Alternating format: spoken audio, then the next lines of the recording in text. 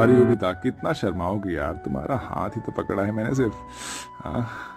तुम्हें तो पता है कि मुझे ये सब शादी से पहले बिल्कुल भी ठीक नहीं लगता। और वैसे भी हम पब्लिक प्लेस में हैं। तुमसे कब से कह रही हूँ कि हमें अपनी फैमिली में एक दूसरे के बारे में बता देना चाहिए। अरे बाबा, मैंने ऑलरेडी तुम्हारे बारे में अपने घर वालों को बता दिया है यार, अब तो बस तुम्हारी बारी है। तुम सच कह रहे हो? I love you Aarav. मैं आज ही अपने मम्मी पापा से बात करती हूँ। योगिता आरव एक दूसरे के साथ पिछले 2 सालों से रिलेशनशिप में थे। योगिता थोड़ी शर्मीली किस्म की लड़की थी, इसलिए आज तक उसने कभी भी आरव को ठीक से गले तक नहीं लगाया। दोनों ही एक दूसरे के बारे में अपने माता पिता से बात करते हैं और कुछ ही समय में उनकी शादी हो जाती है। आरव, तेरी चॉइस तो बढ़िया है यार। अगर मैं भी तेरी जगह होता ना, तेरी जैसे जवान होता, तो बिल्कुल योगिता बहू जैसी लड़की से ही शादी करता। अरे जैसे ही क्यों, मैं तो योगिता से ही शादी कर लेता। अपने गृह प्रवेश पर अपने ससुर के मुंह से ऐसी बात सुनकर योगिता को काफी अजीब महसूस होने लगता है, लेकिन वो इस बात पर ज्यादा ध्यान नहीं देती। अब आरव और योगिता अपने कमरे में चले जाते हैं और एक दूसरे के साथ काफी अच्छा वक्त बिताते हैं। और आज योगिता का उसके ससुराल में पहला दिन होता है। योगिता अपने कमरे में तैयार हो रही होती है कि तभी योगिता की नंद प्रिया उसके कमरे में आती है। ओ भाभी, इस रेड साड़ी में तो काफी सुंदर लग रही हो। आपको पता है ना कि भैया का फेवरेट कलर रेड है। कहीं वो आपको इस साड़ी में देखकर दोबारा से सुहागरात मनाने के मूड में ना आ जाए।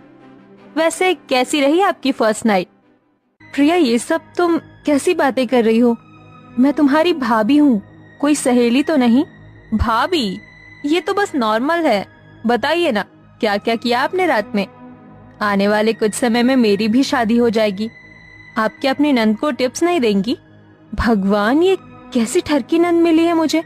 भला अपनी भाभी से कोई इस तरह बेशर्मी से बात करता है क्या? दरअसल योगिता के ससुराल वाले थोड़े आजाद ख्याल वाले होते हैं, या यूं कहें कि थोड़े ठरकी किस्म के लोग होते हैं। घर में बहू आ जाने के बावजूद भी उन लोगों में जरा भी समझ नहीं थी।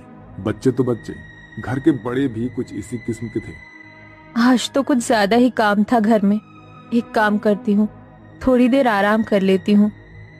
घर का सारा काम खत्म करके योगिता अपने कमरे में आराम कर रही होती है कि तभी योगिता का देवर दिनेश बिना अपनी भाभी के कमरे का दरवाजा खटखटाए उसके कमरे में आ जाता है, जिसे देखकर योगिता अचानक से हिचकिचाते हुए घबरा कर उठती है। अरे दिनेश, तुम ऐसे अचानक कमरे में कैसे चले आए? तुम्हें दरवाजा खटखटा कर आना चाहिए था ना। भाभी, मैं कोई पराया मर्द थोड़ी ना हूँ, आपका देवर हूँ भाई है? और देवर तो भाई के समान होता है ना। वो तो मैं आपसे कहने आया था कि शाम को मेरे कुछ दोस्त आ रहे हैं, तो आप ना उनके लिए कुछ स्नैक्स वगैरह तैयार कर दीजिएगा।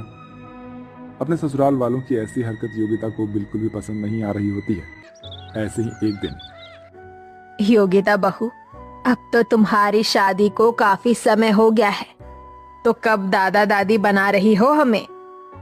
माँ जी, सामने ससुर जी बैठे हैं और आप उनके सामने ऐसी बातें कर रही हैं। तो क्या हुआ बहू, वैसे भी अमरावती बहू की माँ बनने की उम्र थोड़ी ना है, अभी तो उन्हें एंजॉय करना है। वैसे तुम एक दूसरे के साथ अच्छा वक्त बिता पाते हो ना। मेरा मतलब, तुम्हारे बगल वाला कमरा ही हमारा है।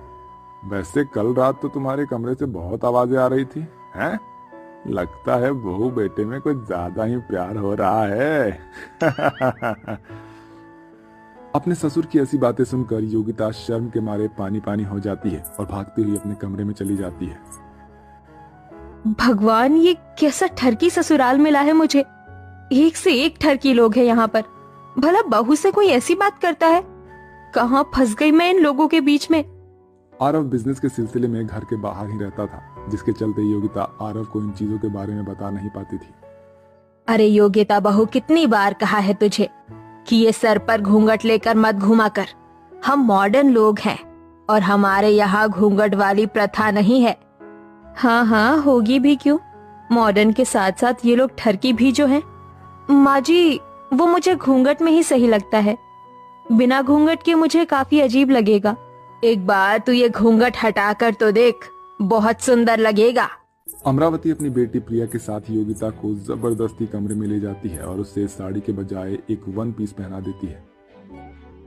वाओ भाभी, आप कितनी हॉट लग रही हो। माँ जी, प्रिया, मुझे